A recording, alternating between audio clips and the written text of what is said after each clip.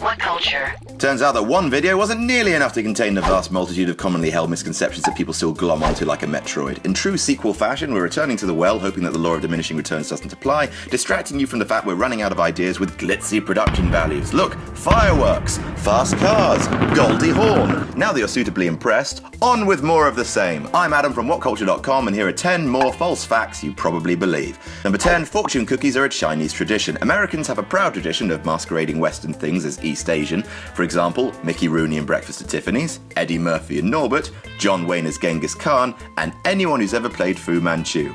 And finally, fortune cookies, the little pieces of flavourless tat with a tri-aphorism inside, have been served at the end of Chinese meals for years and are believed by many to be a Chinese tradition. Except, nope, they originated in California in the early 20th century. There are disputes as to whether they first appeared in San Francisco or LA, but they certainly didn't come from China. In fact, ironically, attempts by Chinese food manufacturers to introduce fortune cookies to China have failed because they were seen as too American. Number 9, coffee's made from beans. Everything you know is wrong. So for years and years and years and years, these little things from which people obtain coffee, which everyone seems to like but I think tastes like rancid brown sweat, have been called coffee beans. Except, nope, they're not beans. The world is full of lies. They're actually seeds, the pits of a fruit called a coffee cherry. These cherries, which taste extremely sweet by the way, and these fruits have about 2 seeds in them. They're bluish greenish, and when roasted, they become the coffee beans we all know today. Nothing to do with legumes. Number 8, Thomas Crapper invented the toilet. Oh, I really wanted this to be true. Thomas Crapper, yep, that's his name, was of course the inventor of the flushing toilet, right? Please, let it be. Except, nope. Whilst Mr. Crapper and his lavatorial company did a lot to popularise the toilet, and what a cracking sentence that is, the flushing commode was actually invented by John Harrington, who is, fun fact, an ancestor of Kit Harington, aka Jon Snow from Game of Thrones. As much as the world wanted Crapper to be the inventor who won the very first Game of Thrones, alas, the world isn't as perfect as that. In related sad news, the bra was not invented by Albert Titslinger. Number 7, the Great Wall of China is visible from space. Except, nope, of course it isn't. It was once claimed that the Great Wall of China was visible from the moon. Here's Earth from the moon. You tell me when you can see the wall. I mean, if you want to get technical, you can see the wall from space using the right camera, but then again, you can probably see the Nando's at Finsbury Park from space using the right camera. With unaided vision, even from low orbit, you haven't a chance in hell of seeing the Wall of China, no matter how great it thinks it is. Number 6, 1 dog year equals 7 human years. Just to settle a quick argument, dogs are better than cats. Dogs are much better than cats. Any cat people out there? I hate your cat. Dogs are man's best friend, and it's one of the great tragedies that man almost always outlives his friend. Because as common knowledge has it, 1 dog year equals 7 human years. Except, nope. There's no hard rule for dogs aging. I mean, all dogs age differently from other dogs, and their aging process changes over the course of their life. For example, small dogs mature quicker than big dogs. A 1-year-old small dog can be about 15 in human years, but then their aging process slows so that by 11 years old, it's 56 in human years. At 1-year-old, a big dog would be closer to 10 human years, but by the time it's reached 11, it would be in its 80s in human years. Right, is that clear and not at all confusing? Cool, moving on.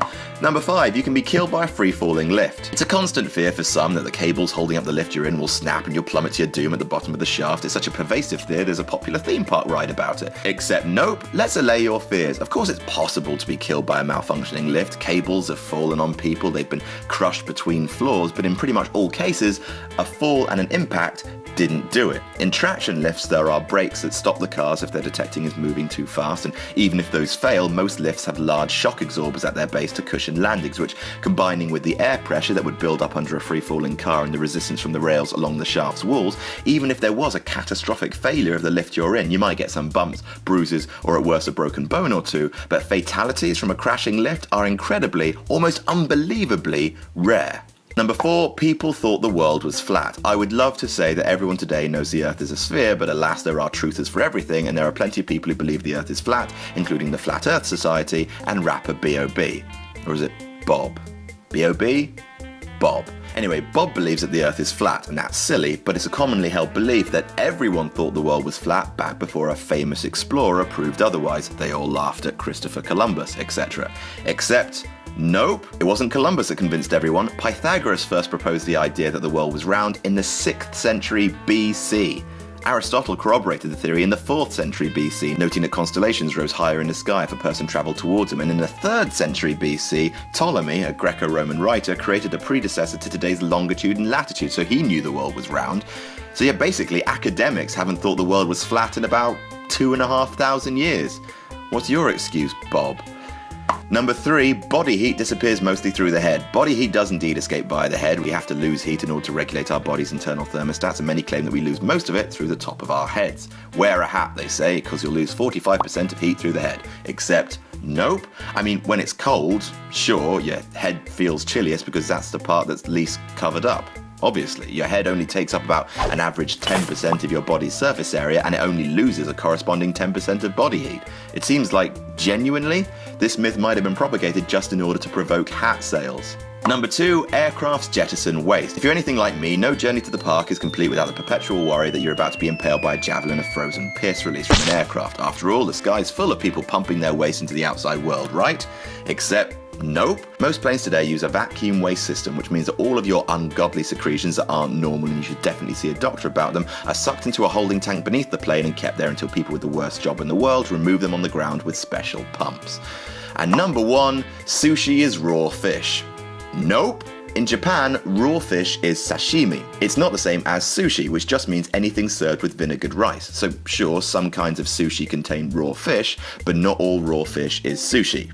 Right? In fact, most Western sushi is made with almost entirely cooked fish, smoked salmon, grilled squid, imitation cooked crab, which is why people get massively ill when they travel to Japan and try sashimi for the first time. It's hard to tell where the myth came from that all sushi is raw, but it's probably propagated by the fact that it's always consumed at low temperatures. And that's our list. Did we miss any out? Tell us about it in the comments. Don't forget to like, share, and subscribe. You can follow me on Twitter here. I'm Adam from WhatCulture.com, and I'll see you soon.